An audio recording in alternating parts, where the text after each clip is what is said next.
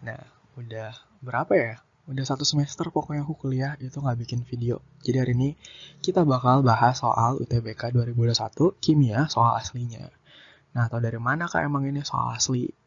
Kamu tanya aja tuh anak-anak yang udah UTBK tahun 2021, suruh nonton video ini. Tanyain soalnya sama atau enggak. Gitu. Oke? Ya langsung aja deh. Oke, jadi soal yang pertama, ini ada konfigurasi elektron atom X pada keadaan tereksitasi itu ini. Nah, yang ditanya itu konfigurasi elektron atom itu pada keadaan dasar. Kalau kamu udah biasa ngerjain soal konfigurasi elektron, harusnya ini udah sadar ya, kalau ini tuh salah gitu. Karena di sini 3p2, terus belum penuh si 3p-nya udah ngisi ke 4s1, bahkan udah ngisi ke 3d. Nah, jadi sebenarnya yang ditanya itu pada keadaan dasar itu simpel banget. Yang benernya itu gimana sih? Karena ini salah gitu. Tentu yang benernya harus diisi dulu kulit atau subkulit ya orbital yang lebih rendah energinya. Jadi kayak gini, Ne 3s2 3p4 gitu kan. Jadi ya udah jawabannya yang B. Nah, aku mau jelasin sebenarnya tereksitasi itu apa sih? Ya. Jadi gini, kalau misalnya aku punya atom nih di sini pada keadaan dasar nih, ground state. Nah, di sini di kulit pertama kan ada satu elektron ya. Ketika satu elektron itu dikenai suatu foton atau energi cahaya gitu ya, si elektron itu akan tereksitasi ke kulit yang lebih luar. Nah, jadinya ini keadaan yang tereksitasi. Nah, kalau misalnya si ini nih, 3s2 3p4 aku bikin diagram orbitalnya, kan jadi kayak gini ya. Sebenarnya ada orbital 4s dan 3d, tapi kosong gitu, 0. Nah, ketika dikasih energi cahaya, foton, elektron di sini tuh bakal tereksitasi ke kulit yang lebih luar gitu, ke energi yang lebih tinggi gitu ya. Jadinya seperti ini. Nah, taunya si elektron itu bakal loncat 1 ke 4s, 1 ke 3d itu gimana? Harusnya sih itu perhitungan gitu ya, seberapa banyak atau seberapa besar energi yang diberikan. Tapi pada intinya sih, eksitasi itu seperti ini. Jadi jawabannya yang B. Oke, kalau kamu nggak paham apa yang aku omongin di soal sebelumnya, aku saranin kamu buat nonton playlist persiapan UTBK yang udah aku buat dulu gitu. Nah, di situ udah dijelasin per bab-babnya tuh. Jadi udah disusun sesistematis mungkin deh pokoknya ya. Oke. Sekarang lanjut dulu. Ini nomor 2. Di sini soalnya kelimpahan dua isotop atom Y itu 30% dan 70%. Massa berturut-turut 18 SMA dan 20 SMA. SMA itu satuan massa atom. Yang ditanya itu MR dari CaY2. Nah, sini kan si ARCA-nya itu udah diketahui ya di soal 40. Yang nggak diketahui itu si Y-nya itu. Maka kita bakal cari Y-nya. Nah, ini gampang. Udah ada rumusnya. Kamu tinggal pakai aja deh. Nah, ini rumusnya. Jadi untuk mencari AR suatu unsur, jika diketahui kelimpahannya, persennya, itu adalah AR unsur X sama dengan persen X1 dikali massa atomnya, terus ditambah persen X2 dikali massa atomnya.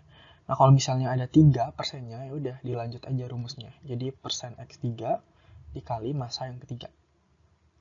Gitu ya. Nah, ini berarti udah aku tinggal copy paste aja ke rumusnya.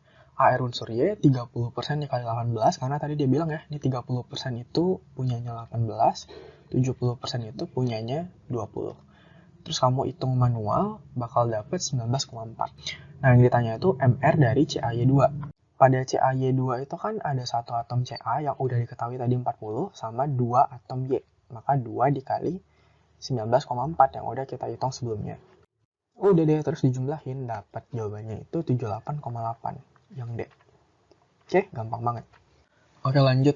Molekul dengan perbedaan keelektronegatifan yang paling besar antar atom-atomnya itu yang mana?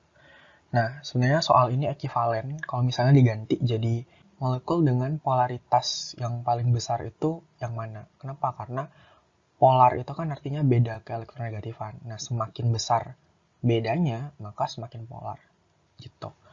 Nah, kalau lihat di sini opsinya A, B, C, D, E itu semuanya adalah atom-atom atau unsur-unsur golongan 7A. Ya. Jadi kamu harus hafal tuh atom-atom pada golongan A. Apa aja pada golongan 7 itu ada Willem Charles Brown, idaman ati. Oke. Nah, kalau kamu udah nongkrong lama di channel ini, harusnya udah tahu ya, aku udah sering sekali ngomong kalau F itu adalah atom yang paling elektronegatif dari semua unsur yang ada di bumi, gitu. Jadi, pada sistem keperiodikan, itu aku ada juga tuh videonya, silahkan dicek. Dari atas ke bawah itu keelektronegatifan itu berkurang. Nah, ini kan udah tahu jelasnya paling besar. Ya udah, kamu tinggal cari yang paling kecil kan. Karena di soal itu nggak ada AT, maka kita pilih yang I. Udah deh, jadi jawabannya yang F dan I. Yang paling besar perbedaannya, yang E. Gitu. Jadi ini yang paling besar, ini yang paling kecil. Oke lanjut, nah ini senyawa XeF2 punya struktur geometri berikut. Nah menurut aku ini yang bikin soal baik hati. Karena dia udah gambarin strukturnya, nih XeF2. Terus dikasih tahu pula nih gambar struktur Lewis masing-masing atom ini. Jadi yang ditanya itu sebenarnya mana sih spesies antara A, B, C, D, E yang punya struktur yang sama kayak XeF2. Berarti kan kamu harus tahu dulu si XeF2 ini strukturnya apa. Gimana caranya? Tahu kan? Jadi tentuin dulu pasangan elektron ikatan dan pasangan elektron bebas. Aku tanya PEI-nya yang mana dan ada berapa?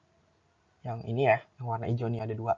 PEI-nya, ikatannya itu ada 2. Terus PEB-nya, pasangan elektron bebasnya ada 3. 1, 2, 3. Gitu. Jadi PEI 2, PEB 3, maka rumus geometrinya AX2E3 itu adalah linear. Nah, tahu dari mana linear? Nah, silahkan kamu nonton video aku tentang geometri molekul. Itu ada banyak ini, si AX ini. Tapi nggak usah dihafalin gitu. Itu aku udah jelasin deh pokok caranya, gimana caranya supaya nggak perlu dihafalin. Oke? Nah, sekarang cek mana nih yang strukturnya juga linear. Kita mulai dari yang gampang dulu, yang nggak ada muatannya. Yang A sama E. Misal ya, yang A itu SF2. Berarti kayak gini kan? Satu atom S dan dikelilingi oleh 2 atom F. Yang S itu yang aku simbolin yang S itu yang aku simbolin silang, yang F itu yang bulat. Gitu. Nah, ini kan sama aja kalau misalnya aku gambar kayak gini kan. S, F. Ya enggak? Nah, ini gimana? PEI-nya ada 2, PEB-nya ada 2. Jadi AX2E2. Nggak sama kan? Bukan yang seperti diminta di soal. Berarti udah pasti salah. Nah, kalau yang E itu sama aja dengan yang A. Karena di sini S kan, kalau yang A. Kalau yang E itu kan dia O. OF2. Nah, O itu sama-sama 6 nih elektron valensinya. S juga 6. Jadi kalau kamu gambar si OF2 ini, bakal sama kayak yang A. Jadi udah pasti salah juga. Jadi yang E ini pasti AX2E2 juga. Gitu. Nah, terus yang B, C, D gimana? Ada muatannya. Nah, kalau di buku itu mungkin kamu pernah lihat ada rumusnya ya. Jadi elektron valensi ini tambah elektron valensi ini dibagi 2, lalalala. Aku juga nggak tahu rumusnya apa. Jadi kita nggak usah pakai rumus kerjainnya. Yang perlu kamu ingat itu adalah ini. Kalau muatannya minus itu artinya dia menangkap elektron. Kalau dia plus itu dia melepas elektron. Oke. Nah, yang nangkep sama yang lepas ini siapa? Si atom pusatnya. Oke, aku atom pusat. Karena aku tanya, di SF2 yang A, ini atom pusatnya siapa? Tentu yang S dong. Ya, jadi dia pusat perhatian gitu kan ya, dikelilingin oleh 2 atom F. Nah, berarti yang di B atom pusatnya itu I, yang di C atom pusatnya itu N, yang di D itu atom pusatnya itu Br. Oke, sekarang coba kita kerjain yang B. Ups. Nah, yang B itu kan IF2 ya. Jadi I dengan F gitu. Nah, I itu dia ada 7 nih elektron valensinya. Tapi karena dia menangkap satu elektron, dia muatannya minus 1, kamu tambahin satu lagi elektron di I. Jadi dia 8. Coba kamu hitung yang bulat-bulat ini ada 8. Nah, jadi ini sama aja kalau aku gambarin jadi kayak gini. Nih, kalau aku tanya berapa nih? PEI-nya ada 2, 1, 2. PEB-nya ada 3, 1, 2, 3. Jadi, udah ini sama-sama AX2E3. Sesuai yang diminta di soal. Oke, berarti jawabannya yang B. Gitu. Nah, untuk yang C sama yang D, coba kamu kerjain sendiri terus komen. Nanti aku like kalau jawabannya benar. Oke. Reaksi pembakaran. Nah, ini salah ya, bukan etana, harusnya etena. Kenapa? Karena kalau etana itu C2H6, bukan C2H4. Jadi, ini reaksi pembakaran etena. Ini soalnya juga baik hati karena udah setara reaksinya. Terus yang ditanya itu volume gas CO2 yang dihasilkan. Jika mula-mula gas etenanya itu 50 mili dan gas O2-nya itu 300 mili. Nah, ini kan yang diketahui cuman volume doang ya. Gimana dong? Nah, kamu harus ingat kembali kalau volume itu sebanding dengan mol, dan mol itu sebanding dengan koefisien reaksi. Ini konsep mol ya. Nah, kalau kamu tanya nih, kenapa volume bisa sebanding dengan mol? Ini tuh asalnya dari rumus gas ideal. PV sama dengan nRT. Coba kamu lihat di soalnya. Di sini dibilang kan suhu dan tekanannya itu tetap gitu. Suhu T sama P itu tetap. Jadi ya boleh aja kamu hiraukan gitu. Terus di sini ada R, itu adalah konstanta yang nilainya selalu sama. Jadi ya juga bisa dihiraukan. Sehingga ini deh sisanya volume sama dengan mol gitu. Nah, kemudian cara jawabnya ya tinggal kamu bikin pakai bagan mula-mula reaksi sisa. Kayak gini. Nah, biasa kan ini diisi sama mol-mol ya. Tapi karena mol itu sebanding dengan volume tadi, maka boleh diisi dengan volumenya. Masukin yang diketahui. Nah, ini 50 si etenanya dan 300 mili si O2-nya. PR-nya tuh di sini, nentuin siapa nih yang habis bereaksi. Caranya, itu si mula-mulanya kamu bagi dengan koefisien. Jadi 50 dibagi 1 ini kan 1 ya. 50 bagi 1 itu 50. 300 dibagi 3 itu 100. Nah, yang lebih kecil yang 50. Maka yang habis nanti di akhir di sisa ini adalah si yang kecil gitu. Di sini habis. Supaya habis ya maka si reaksinya harus minus 50 gitu. Jadi 50 kurang 50 kan habis. Nah, yang habis ini yang dinamakan sebagai reaktan pembatas. Dia yang akan menentukan spesies-spesies lain berapa banyak nih yang bereaksi di sini-sini nih. Yang nentuin itu si reaktan pembatas. Kan yang ditanya si CO2 ya. Yaudah, jadi kita fokus ke CO2 aja. Nah, di sini si CO2-nya itu koefisiennya 2. Sedangkan penentu kita koefisiennya 1. Tadi si penentunya 50. Ya, maka 2 kali lipatnya dong. Ya, jadi di sini 100 gitu. Ngerti nggak? Jadi penentunya 50, koefisiennya 1.